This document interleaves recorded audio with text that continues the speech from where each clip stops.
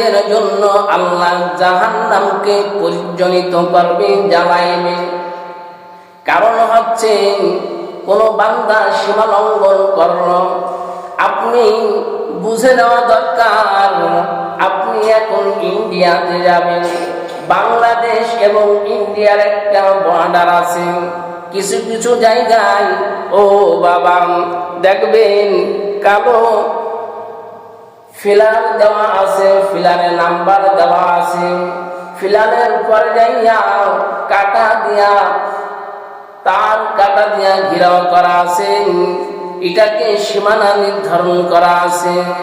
বর্ডারের ওই সাইডে যদি সীমা লঙ্ঘন করেন না বাবা, সীমা লঙ্ঘন যখন করে আপনি বিনা পাসপোর্টে যখন সেই ভারতের গন্তব্যে আপনি যখন প্রবেশ করবেন, দাখিল হবেন, ওই ভারতীয় বিএসএফরা যদি গুলি করে দেয়, তার কোনো বিচার হয় নাকি?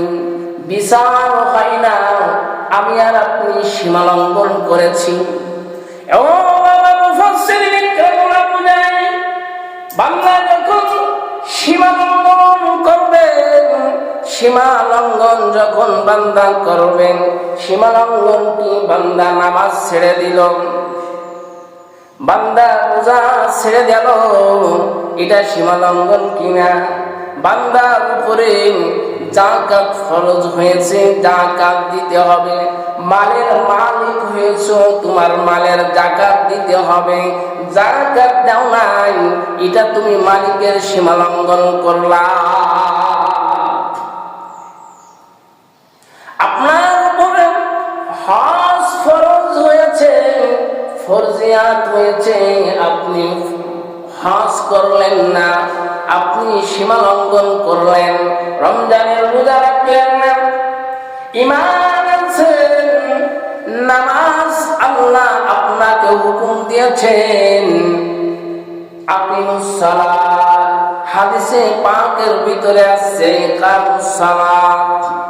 আল্লাহ সুবহানাহু ওয়া তাআলা বলেন, নামাজ পড়তে বলেছেন, যাকাত দিতে বলেছেন, ওয়া আতুজ যাকাত। আল্লাহ সুবহানাহু ওয়া তাআলা অন্য আয়াতের ভিতরে বলছেন, ওয়া মিম্মা রাযাকনাহুম ইউনফিকুন। আল্লাহ বলছেন, আমি তোমাদের কাছে যে রিজিক দান করেছি, যে রিজিক দিয়েছি, এই রিজিক থেকে বান্দা তুমি আমার রাস্তায় তুমি সদকা দান করো। আল্লাহ সুবহানাহু ওয়া তাআলা বলেন, ওয়া মিম্মা